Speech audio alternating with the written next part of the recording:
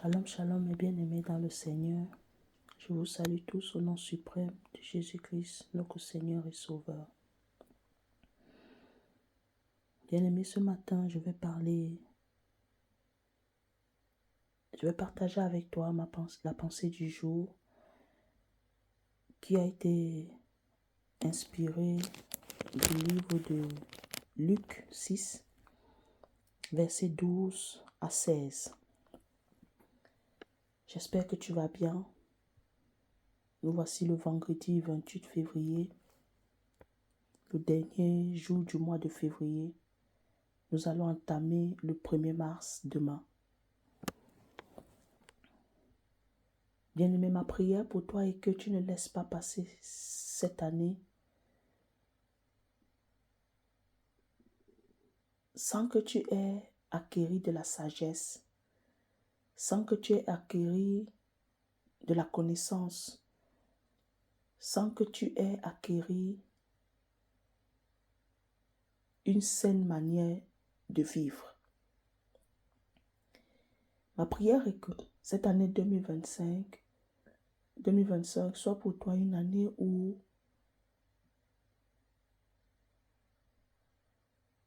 tu ne prétends pas avoir vécu 2025, mais que tu vives réellement 2025, selon la pensée et la volonté parfaite de Dieu pour toi.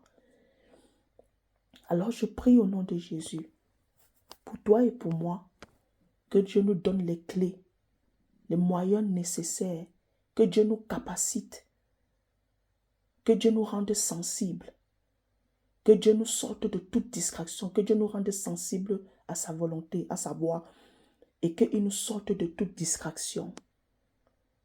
Que Dieu nous aide à être là où il veut que nous soyons. Il nous aide à faire ce que lui, il veut que nous fassions. Et à produire des bons fruits. Des fruits agréables. Des fruits qui seront par la suite une source de bénédiction pour les autres. C'est ma prière pour toi et pour moi. Alors reçois cela dans le nom suprême et précieux de notre Seigneur et Sauveur Jésus-Christ de Nazareth.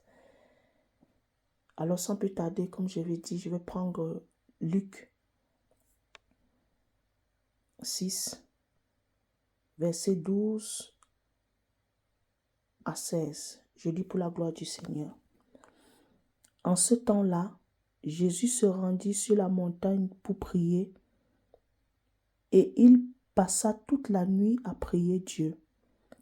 Quand le jour parut, il appela ses disciples et il en choisit 12, auxquels il donna le nom d'apôtres. Simon, qu'il nomma Pierre, André son frère, Jacques, Jean, Philippe, Barthélemy, Matthieu, Thomas, Jacques, fils d'Alphée, Simon appelé Zélote, Jude, fils de Jacques, et Judas Iscariote, qui devint traître. Amen. Tant que Père, je te remercie pour ta parole. Parle à nos cœurs, Papa. Aide-nous à aller dans tes profondeurs, éternel Dieu mon roi. Moi, je suis limité, Papa. Mais je sais que, éternel Dieu mon roi, tu parleras au cœur de quelqu'un. Et je sais que tu amèneras cette personne dans tes profondeurs, afin que ta parole puisse illuminer sa vie, et qu'une lampe pour ses sentiers, une lumière dans tout ce qu'elle fera, afin que ta parole puisse l'orienter, afin que ta parole puisse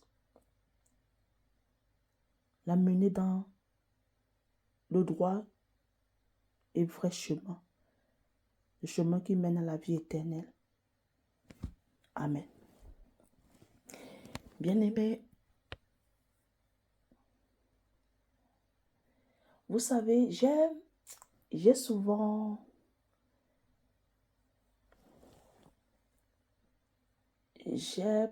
mon peu d'expérience que j'ai dans la foi, j'ai souvent constaté que nous les chrétiens, nous avons souvent Les personnes qui ont un bon cœur, qui ont un cœur généreux, ont souvent la tendance à croire que tout le monde est comme eux. Une personne qui a un bon fond, qui a un bon cœur, croit souvent que celui qui est en face de lui, d'elle, a aussi le bon cœur qu'elle. Vous savez, bien-aimés, dans le monde actuel où nous vivons, chrétiens ou pas, mais je m'adresse ici aux chrétiens, même aux non-chrétiens, tu peux tomber sur mon message, que ce message soit pour toi un conseil, soit pour toi un encouragement. Bien-aimés, il est trop facile pour nous, lorsque nous devons faire le choix du mariage, que nous intercédons, nous donnons à Dieu des critères.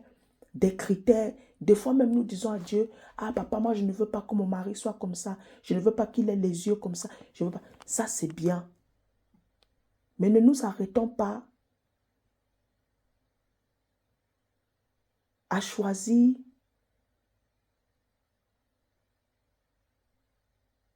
selon la chair. En fait, le titre de mon exhortation, de ma pensée du jour, je dis c'est le choix.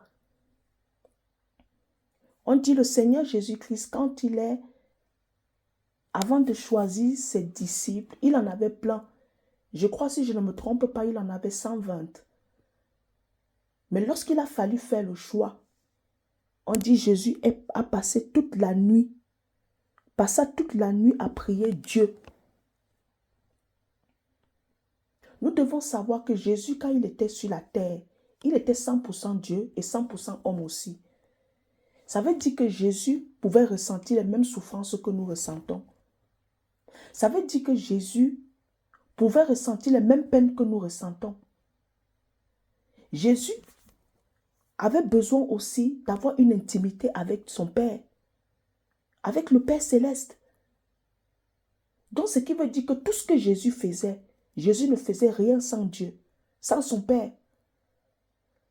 Et lorsque Jésus faisait quelque chose, automatiquement, nous devons savoir que si Jésus a posé cet acte, a fait ça, c'est parce qu'il voyait le Père faire ça. Voilà pourquoi il a dit, tout ce que je vois, je fais là, c'est parce que j'ai vu mon Père le faire, mon Père qui est dans les cieux le faire. Jésus ne faisait rien pour rien. Jésus ne faisait rien au hasard. Le choix. Jésus a pris toute une nuit pour faire le choix de ses disciples. Et pourtant, il est le Fils de Dieu. Mais il a quand même prié. À combien plus forte raison, toi et moi? Nous devons multiplier, maximiser le temps quand il faut faire le choix. Quand il faut faire le choix. Bien-aimé, Dieu nous dit dans sa parole, il ne regarde pas aux apparences, il regarde au cœur. Peut-être que toi, tu ne sauras pas regarder au cœur de la personne parce que tu es limité. Mais Dieu qui est illimité, qui est omniscient, omnipotent, omniprésent, il sait tout, il voit tout, il est partout.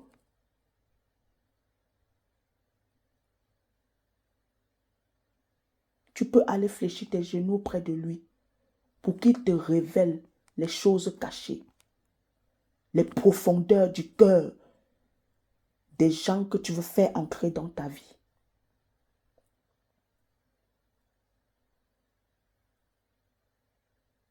Tu sais, bien-aimé, il se peut aussi que dans les gens que Dieu en laissera entrer dans ta vie, il y a des personnes qui sont des infirmiers, qui sont des médecins. Le médecin a pour rôle de diagnostiquer. Le médecin a pour rôle parfois de nous faire mal quand il nous fait la piqûre, quand il nous annonce les mauvaises nouvelles. Peut-être que d'une maladie, d'un diagnostic, les trucs comme ça. L'infirmière, elle a son rôle de nous faire des pansements, de nous faire les points de suture.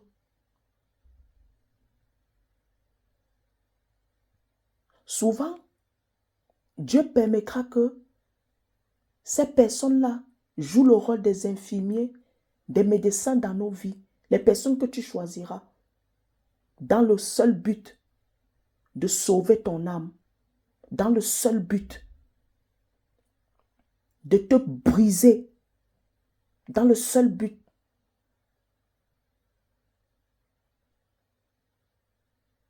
de renverser tes pensées corrompues, ou bien même de tuer ton orgueil.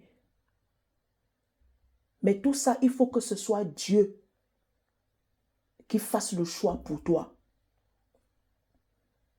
Combien de personnes, à cause de leur environnement, à cause de leur choix, passent des temps difficiles. Ils ont fait des mauvais choix parce qu'ils n'ont pas cherché la face de Dieu. Ils se sont fiés à ce que les autres disaient. Bien-aimé, même lorsque tu veux faire le choix,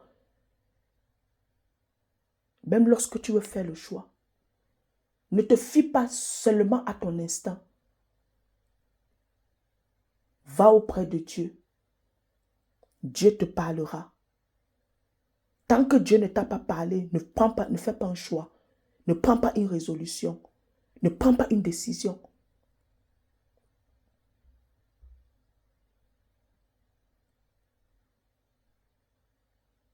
Il est aussi très important que lorsque tu veux faire ton choix, tu te renseignes sur la personne que tu veux laisser entrer dans ta vie, ou sur la personne avec qui tu veux être en partenariat, ou sur la personne avec qui tu veux te marier.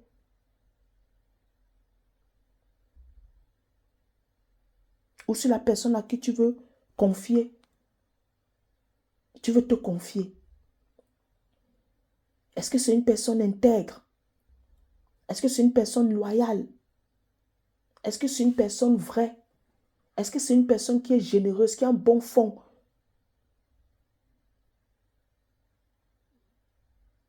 Si dans l'église, Dieu a donné les critères pour qu'un homme soit un évêque, un diacre, un homme qui a une seule femme, un homme avec une bonne réputation, à combien plus forte raison, toi, tu ne dois pas suivre les traces de ton Père qui est dans les cieux? Dieu qui est tout-puissant nous donne les critères pour qu'on puisse jauger, pour qu'on puisse témoigner, pour qu'on puisse être des témoins, pour qu'on puisse évaluer l'intégrité, pour qu'on puisse évaluer une personne, pour qu'on puisse examiner. Souvent même, tu as besoin d'éprouver les gens pour voir qui elles sont réellement, leur véritable nature, bien-aimée.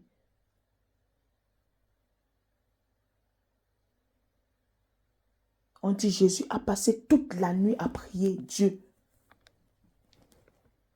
C'est lui qui était fils de Dieu, qui est fils de Dieu et qui est Dieu en même temps, a pu prendre une nuit, toute une nuit pour prier. À combien plus forte raison, nous qui sommes limités, nous qui parfois nous laissons manipuler par notre chair, par les apparences. Ce n'est pas tout ce qui brille qui est de l'or, bien-aimé. Ce n'est pas tout ce qui brille qui est de l'or. Tu as besoin qu'on puisse rendre témoignage de ce que tu veux faire ancrer dans ta vie. Et le plus grand témoignage vient du Saint-Esprit. Le plus grand témoignage vient du cher Saint-Esprit. Bien-aimé, tu dois aussi apprendre à laisser que les gens cherchent à savoir qui tu es avant de te laisser entrer dans leur vie. Ce n'est pas seulement valable dans ton côté, quand il s'agit de toi. C'est aussi valable même pour toi, pour entrer dans la vie des autres. Le choix. À tes résolutions répondra le succès. Sur tes sentiers brillera la lumière. C'est dans le livre de Job 22, 26 à 28. À tes résolutions, à tes choix, à tes actions, à tes décisions, à ton style de vie. Combien de personnes, à cause des mauvais choix, aujourd'hui ont été déroutées de leur vie de foi. Combien de personnes, à cause de leurs mauvais choix, ont l'âme blessée, brisée en 1000 morceaux. Combien de personnes, à cause de leurs choix, sont devenues des rebelles. Bien-aimé, la parole de Dieu dit que si tu couches avec une prostituée, tu fais un avec la prostituée, donc tu auras le même esprit que la prostituée. Il en est de même dans nos relations. Tu n'as pas besoin de coucher. Du moment qu'on dit que les mauvaises compagnies corrompent les bonnes mœurs, ce n'est pas seulement dans le sens sexuel. Il suffit que tu vives avec une personne. Tu passes le temps avec une personne, toujours une personne qui est toujours là, en train de te parler des choses impudiques, en train de tout le temps être la personne. Tu vis avec une personne orgueilleuse, tu vis avec un impudique, une femme qui trompe son mari, adultérienne, un homme qui trompe sa femme. Toi-même, tu deviendras pareil. Parce que l'esprit qui l'anime va aussi t'animer. Bien-aimé, on ne se lève pas pour choisir les gens à cause de ce qu'ils ont, à cause de ce qu'ils possèdent, à cause de leur apparence physique, à cause peut-être que, oui, parce que la personne t'a dit bonjour, tout d'un coup, tu trouves que cette personne est une bonne personne. Oui, bien-aimé, tu dois chercher à avoir le témoignage de cette personne, en dehors de ce que toi, tu sais de la personne. Mais le véritable témoignage, témoin, et témoignage que tu auras de l'être humain, c'est le cher Saint-Esprit. Et Saint-Esprit est prompt à nous répondre à tout moment. Combien de personnes se sont trompées? Tu avais cru que cette personne était une bonne personne. Mais tu te rends compte que la personne n'était que bonne parce qu'elle avait ses motivations, elle avait ses intérêts vis-à-vis de toi. Mais du moment que la personne a atteint son but, la personne te révèle sa véritable nature. Bien-aimé, tu as peut-être pu te tromper dans tes choix, mais il n'est pas trop tard. Tu peux revenir en arrière. Mais il faut que tu reconnaisses que tu t'es trompé. Il faut que tu sois humble d'accepter que tu t'es trompé. Que tu n'as pas regardé selon les critères de Dieu, mais tu as regardé selon les critères charnels. Tu as laissé tes émotions te conduire. Tu as laissé tes émotions te gouverner. Tu as laissé tes émotions t'assujettir, décider à ta place. Tu as laissé tes sentiments prendre le dessus. Et aujourd'hui, tu te retrouves déçu. Mais il n'est pas trop tard. Tu peux te repentir de t'être trompé. Tu peux te repentir d'avoir fait le mauvais choix. Dieu te relèvera en son temps. Mais lorsque tu te repens, ne retourne plus dans les anciennes choses que tu as vomies. Maintenant, change de stratégie. Lorsque tu as besoin de faire entrer quelqu'un dans ta vie, fléchis tes genoux. On a dit Jésus a pris toute la nuit. Toi, tu peux prendre toute une nuit. Comme tu peux prendre 1 mois, 2 mois, 3 mois, une année, même avant de répondre à une personne. Tant que Dieu ne t'a pas répondu, tant que le cher Saint-Esprit ne t'a pas donné son feu vert, ne t'a pas révélé les choses cachées, tu ne prends aucune décision. Souvent, nous sommes dans la hâte de nous précipiter.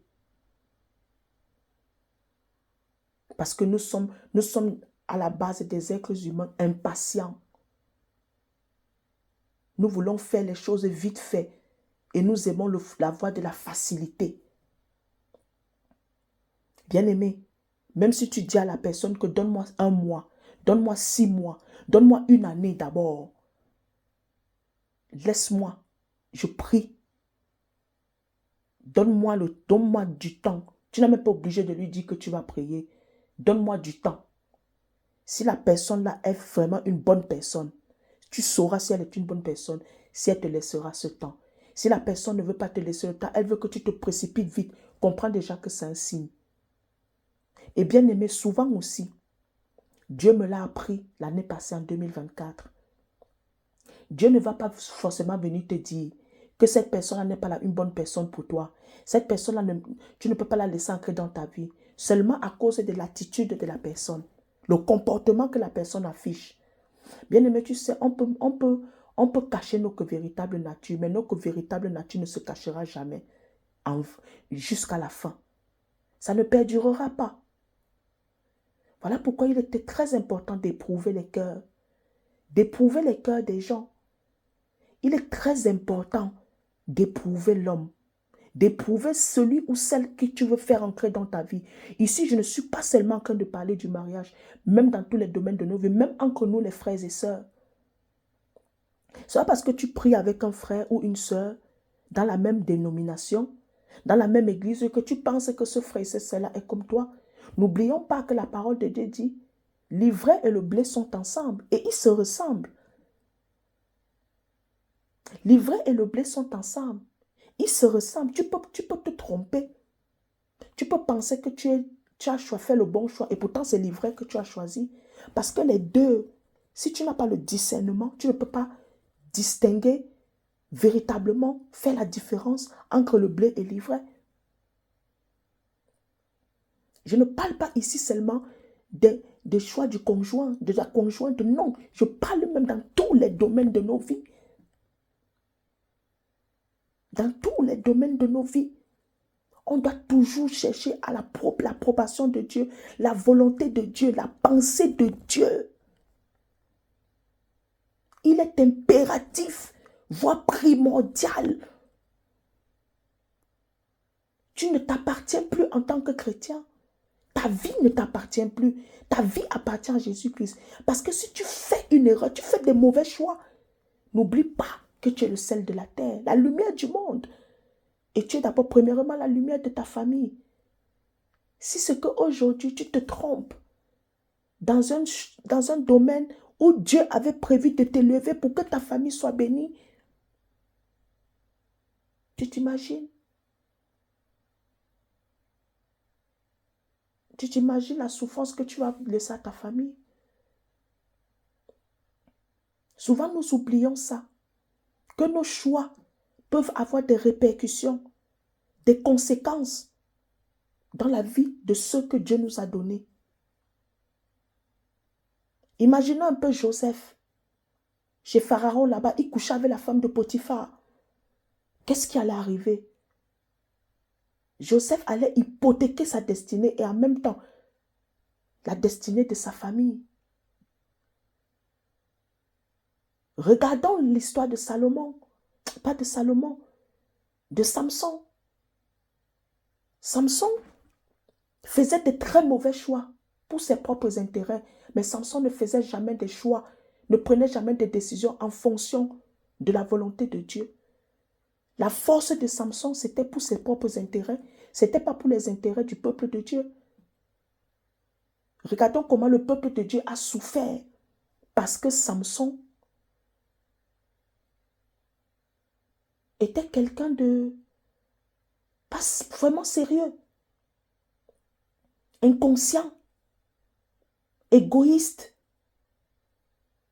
Quand nous faisons les choix dans nos vies, même là où tu vas aller habiter, même ton appartement, tu dois prier Dieu. Même pour ton travail, tu dois intercéder, tu dois demander à Dieu son aval, son approbation, sa pensée.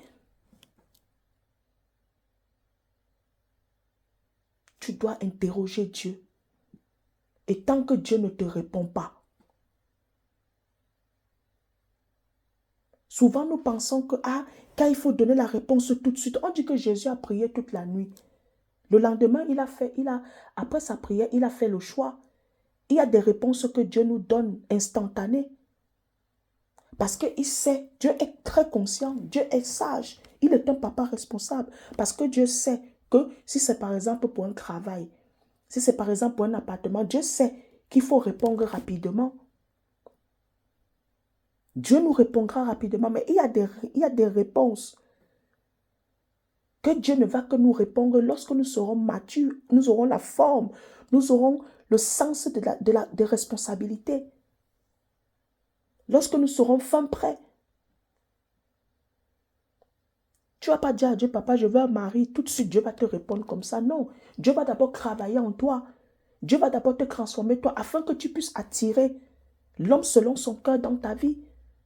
Souvent, nous pensons que Dieu nous donne l'homme selon son cœur avec... Non, c'est d'abord nous que Dieu transforme parce que c'est nous d'abord qui nous intéressons Dieu d'abord. Dieu nous donne, Dieu nous transforme nous. Dieu nous travaille dans notre être intérieur. Et comme ça va jaillir, ça va se manifester à l'extérieur. Et c'est ça qui va attirer l'homme de l'homme que Dieu a prévu pour nous. La femme que Dieu a prévue pour toi, mon frère. Il y a des réponses que tu vas vouloir. Dieu va te répondre instantané. Parce que Dieu est responsable. Dieu aussi est conscient que non, je ne veux pas la faire mariner 2 mois, 3 mois. Elle risque de perdre le travail. Si c'est sa volonté, hein? Si c'est sa volonté, Dieu va te répondre à l'instant T. Et Dieu a de diverses manières de te répondre.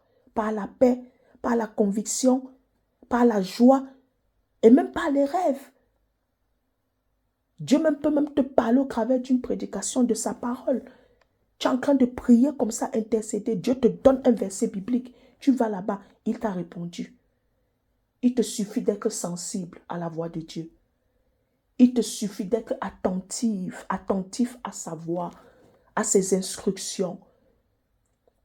Souvent, c'est ce qui nous manque, la sensibilité, l'attention. Surtout les personnes qui ont l'habitude qui s'autosuffisent. Elles se disent qu'elles n'ont pas besoin de Dieu. Bien-aimé, on aura toujours besoin de Dieu. Tu auras toujours besoin du cher Saint-Esprit. Il est la meilleure personne pour te donner les meilleures informations et les profondes informations. Moi, combien de fois Dieu m'a sauvé. Mon cher Saint-Esprit m'a sauvé. M'a aidé à ne pas m'égarer. Combien de fois je suis allé vers lui pour l'interroger. Il m'a répondu instantanément. Surtout quand tu fais ta prière avec un cœur sincère et qu'il voit véritablement que tu veux l'associer dans ce que tu fais et que ton cœur bat pour lui parce que tu veux le plaire, lui être agréable. Dieu te répond coûte que coûte. Il te répondra. Dieu parle. Dieu répond. Ah oui, bien-aimé. Dieu connaît tout. Et quand Dieu m'a répondu sur ces personnes-là, et parfois même Dieu ne m'a pas répondu, Dieu a laissé ces personnes-là commencer à manifester leur véritable nature. J'étais émerveillée, en même temps, j'étais ébahiée, émerveillée, en même temps j'étais choquée. C'est là où j'ai compris que Dieu toujours ne parle pas par les rêves. Dieu toujours, tu vas lui parler. Dieu va déployer quelque chose. La personne va commencer à se manifester un comportement bizarre, farfelu, qui va te choquer. Sache que Dieu est en train de te répondre. Ce n'est pas toujours que Dieu va sortir, oui, ma fille, il est comme ça, non. Dieu nous a donné la sagesse. C'est pour ça que demandons à Dieu le discernement des esprits. Le discernement des esprits. Et que ce discernement des esprits soit accompagné de l'esprit de sagesse et d'intelligence. Oui, bien-aimé. Tu sais, Dieu peut aussi te parler d'une personne. Mais cette personne-là, en réalité, est une bonne personne. Mais il faut que cette personne-là, Dieu traite avec cette personne. Dieu travaille le cœur de cette personne-là pour qu'elle devienne une meilleure version d'elle-même. Dieu peut te dire patiente. Dieu peut te dire patiente. Dieu peut te communiquer sa force afin que tu puisses persévérer et patienter jusqu'à ce que la personne-là ait la forme que lui, Dieu, il a prévu qu'elle ait. Pour que vous ancrez dans ce que vous voulez ancrer. Mais le plus important, c'est toi. Lorsque tu vas vers Dieu, Dieu va d'abord te transformer toi. Beaucoup de personnes, nous prions pour que les autres changent, pour que les autres manifestent le comportement qui va nous plaire. Mais nous ne prions jamais. Nous ne nous interrogeons jamais à savoir Est-ce que nous-mêmes, nous sommes les personnes qu'il faut à ces personnes-là? La meilleure prière pour toi, c'est que, Seigneur, rends-moi d'être une personne selon ton cœur, afin qu'à mon tour, je puisse attirer les bonnes personnes vis-à-vis de moi. Bien-aimé, lorsque tu as pour bouclier Dieu, n'importe qui ne viendra pas dans ta vie. N'importe qui ne viendra pas dans ta vie parce que Dieu va intercepter ces personnes-là, va les éloigner, va même les aveugler pour qu'elles ne te voient pas. Mettons toujours Dieu, associons toujours Dieu dans tout ce que nous faisons. Et ici, là, Dieu ne sera pas seulement un associé, mais c'est lui qui aura le dernier mot. Si tu sens un esprit, un côté ou de gêne inconfortable, c'est aussi peut-être une manière de Dieu de te dire que non, pas là-bas. Mais ce qui est sûr, c'est que si tu vas avec un cœur sincère devant le Seigneur, tu l'interroges sur une personne, Dieu te répondra. Je suis la preuve vivante de cela. Dieu m'a épargné de beaucoup de choses, bien-aimés. Dieu m'a épargné de beaucoup de choses. Apprenons à collaborer avec le cher Saint-Esprit. Nous collaborons pas seulement avec le Saint-Esprit quand nous voulons le mariage, quand nous voulons être bénis, non. Collaborons dans tout avec lui. Collaborons dans tout, bien-aimés. Dieu est tellement merveilleux. Il nous aime d'un amour sincère, d'un amour pur et vrai. Il n'y a personne qui peut t'aimer comme Dieu t'aime. Il n'y a personne qui voudra ton bien comme Dieu veut ton bien. Il n'y a personne. Dieu est la meilleure personne sur la terre. Lorsque tu as Dieu dans ta vie, tu as tout gagné. Lorsque tu as gagné le cœur de Dieu, tu as tout gagné. Bien-aimés, recherchons Dieu. Et Dieu nous exposera, nous laissera trouver par ceux qui recherchent les personnes comme nous. Recherchons Dieu d'abord. Recherchons le cœur de Dieu. Recherchons notre intimité avec Dieu. Faisons asseoir notre intimité avec Dieu. Intéressons-nous d'abord à Dieu, à qui il est, avant de nous intéresser à autre chose, bien-aimé. Il n'y a pas meilleur que Dieu. Il n'y a pas meilleur conseiller que Dieu. Il n'y a pas meilleur défenseur que Dieu. Il n'y a pas meilleure bannière que Dieu. Il n'y a pas meilleur bouclier que Dieu. Oh, mon bien-aimé. Ne doute jamais de la fidélité de Dieu dans ta vie. Ne doute jamais. Peu importe ce qui adviendra. Même si le choix te semble être difficile, pour Dieu, ce n'est pas difficile.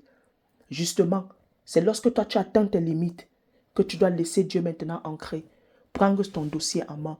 Prendre cette situation en main et le laisser traiter comme lui il le veut, afin que ta joie soit parfaite. Que Dieu te bénisse abondamment. Paix et grâce dans ta vie.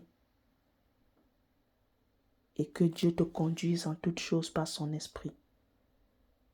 Bien-aimé, ne culpabilise pas si tu as fait les mauvais choix. Rien n'est fini parce que tant qu'il y a la vie, il y a de l'espoir, il y a de l'espérance. C'est lorsque tu es mort que tu n'as plus d'espoir.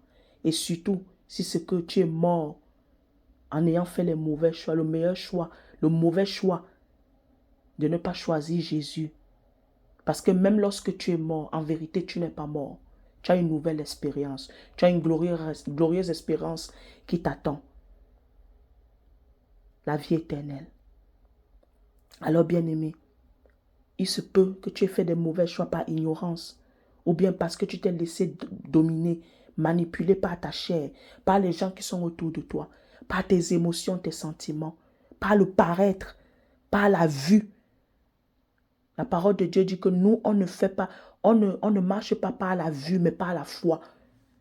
Et cette foi-là, c'est quoi? La prière. Dieu. Le conseil de Dieu. Alors, bien-aimé, ne culpabilise pas. Va devant le trône de la grâce et répands-toi.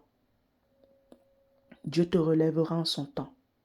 Il t'équipera afin que tu ne puisses plus retomber dans les mêmes vomis, dans les mêmes erreurs que tu as commises autrefois. Il n'est pas terminé. Ce n'est pas la fin pour toi. Dieu est le Dieu de la seconde espérance. Oui, bien-aimé, moi je le crois. Je le crois que Dieu peut te relever et faire de toi la meilleure version de toi-même afin que tu sois un panneau publicitaire pour lui. Alors ne crains pas. Sèche tes larmes. Ne culpabilise pas longtemps. Mais que Dieu te communique sa force afin que tu puisses te relever. Et lorsque tu te relèveras, tu relèveras aussi les autres. Que Dieu te bénisse abondamment. Paix et grâce dans ta vie, dans celle de tout ce que Dieu t'a donné. Au nom de Jésus-Christ. Amen.